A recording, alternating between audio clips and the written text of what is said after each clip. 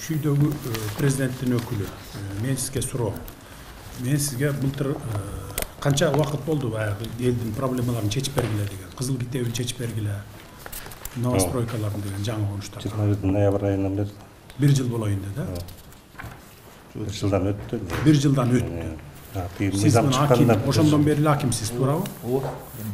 Emni üçün bugün күнгө чейин чечпей жүрөсүңөр? Не мешает этип атат силерге? Не тоскоолдук болду?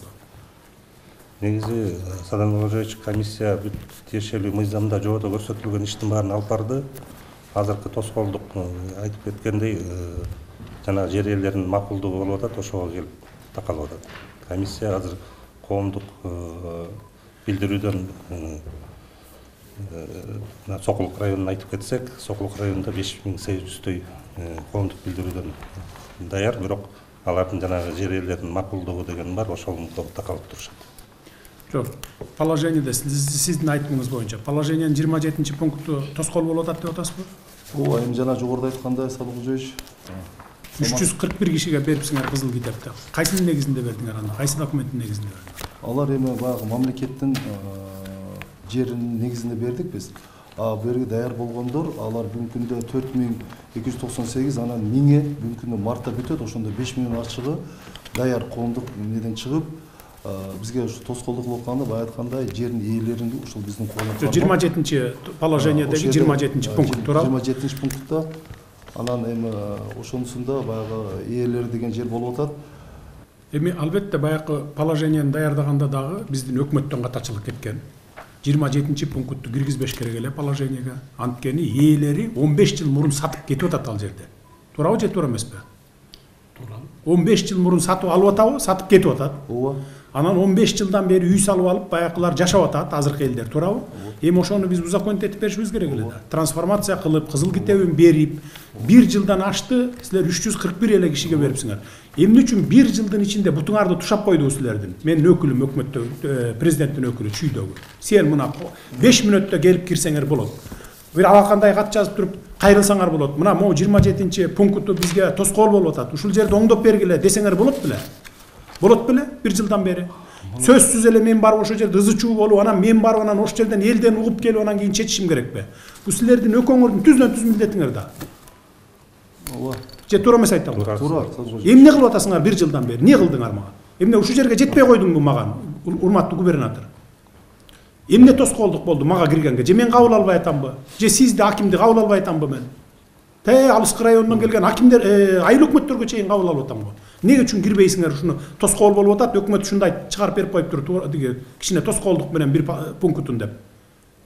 1 күндө оңдоп берет элек го. 1 күндө өзгөртүп берип атабыз. Болот беле ушуну кылсаңар? Неге иштебейсиңер? Иштебей жүрөсүңөр? Биз өкмөттө иштеген аким, губернаторлор эмес, жөнөкөй специалисттерди кабыл алып атабыз го. Проблема менен келгенде. Момундай проблема бар экен деп, бардыгы мына эшигибиз ачык кайрылып атат. Силер 1 жылдан бери жүрөсүңөр, анан ызы чуу болгондон кийин анан барып туруп билишибиз керек да биз мындай. Кайрылбайсыңарбы? Алакандай кат жазып киргизип койгонго немеңер жетпейби? Мына ушинтип комиссия чечпей атса, комиссия чечпей атат деп кайрылбайсыңарбы? Кат жазып койдум беле, анан болду, анан жообу келгенче күтөйүн деп эле чалкалап кабинетте стол кучакта отура бересиңерби? Иштеш керек да, иштеш керек. Ошо кагаз жиберип койсоң, кагазга бут жасап алып чуркашың керек аркасынан. Толтура специалисттериңер жүрөт, замдарыңар бар, бирөөнү бекитип берип койбойсуңарбы? Мына кара, ушуну аягына чыгарып тез арада бүтүргүлө мына кейдип. Тез-тез ишти тез-тез жылдыралы деп турупчу. Анан шылтап анан акча маселеси болуп атат. Акчаларын алар 15 жыл мурун алган экен да бүт баары тең. Биз көчөгүнү бар баарынан тактабадыкпы? Бүт алып кеткен экен. Уже ал ээс эмес, азыркы жашап аткандар Анан конституцияны шылтоо кыласыңар, анан мыйзамдарды шылтоо кыласыңар келип. Эч кандай тоскоолдук жок, болгон эле ошол 27-пунктка жазып койгон экен. Ээлеринин макулдугу менен деп. Ээлери азыркы бүгүнкү жашап аткан адамдар да. Ооба. Эмне ооба болсо анан 1 жылдан бери чечпейсиңер?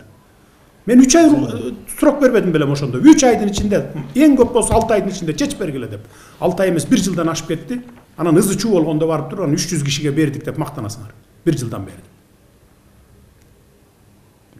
Мындай иштегендин кереги жок биз. Бардыгынан талап коюп атабыз иштегиле деп. Акимдерге толук укук бергенбиз. Эгер иштебей аткан, тоскоол жаратып аткан, ушундай саботаж кылып аткан ылдый жагыңыздагылар болсо, замыңардан баштап өзүңөр алмаштырган укугуңар бар. Сунуш бересиңер, райондун жетекчилеринен толук өзүң алмаштырасың. Туурабы же туура эмеспи?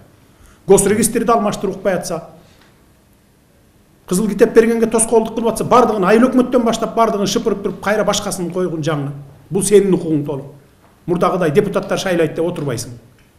Эмне үчүн бердик ал укукту? Оперативдүү түрдө ушундай маселелерди чечип тургула. Элдин баарын Бишкекке келбесин, ошо райондон чечилсин деп силерге укук бердик да кимдерге. Толук укугуң бар мынакей азыр. Же туура эмес айтамбы? А укугуңарды жеке кызыкчылыкка пайдалансаңар, тим эле балекеттей пайдаланасыңар. Анан элдин, мамлекеттин иши келгенде эле анан тормозить этип жылдырбай эле артка тарта бересиңер. Кантип болсун ушундай иш кызмат кылган? Сөзсүз түрдө ызы чуу, анан кийин барып туруп ошол жерден анан президент барыш керекпи? Чечкиле да жергиликтүү бийлик, чечкиле да аким, айыл өкмөт, ага да укук берилген толугу менен. Президенттин өкүлү караш керек, куратор болуш керек, баарын координировать этип турушуңуз керек. Өзүңүз жетип барып карап турушуңуз керек. Проблема бүтүп, иш бүтпөй атса, тапшырмаларды берип, планды коюп алып, мына сен моуну монча күндө бүтүргүн, сен муну 1 айда бүтүр, сен муну 3 айда бүтүр деп туруп карап турбайсыңар буларды. Эми сиз жардамыңыз менен бүтүрүп атабыз, эми калган деле бүтүрөбүз. Акылбек Сөңүш дагы бизге тапшырма кайра Бүтүрбөй эле болду, болду. Бошсуңар өкөңөрдөн. Кызматтан бошойсуңар, ажыңар жазып берили азыр.